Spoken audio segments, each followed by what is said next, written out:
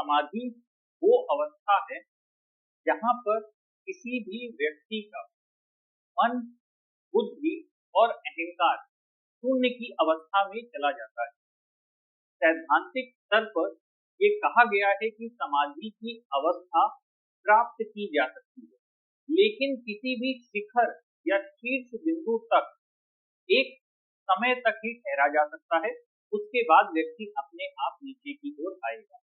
तो सैद्धांतिक स्तर पर समाधि की अवस्था वो है जहाँ पर व्यक्ति को आत्मज्ञान प्राप्त हो जाता है या वह स्वयं का आत्म साक्षात्कार कर लेता है। साधारण तौर पर जिसे हम नो योर ओन सेल्फ कहते हैं, स्वयं को जान लेना।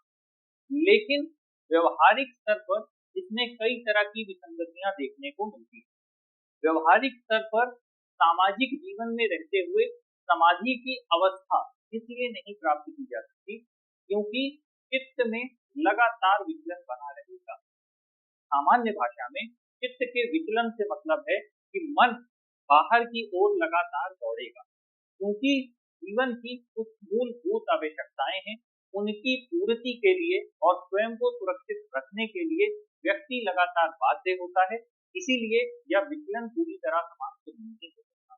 इसीलिए समाधि की व्यवस्था सांसारिक जीवन में रहते हुए प्राप्त कर पाना संभव नहीं।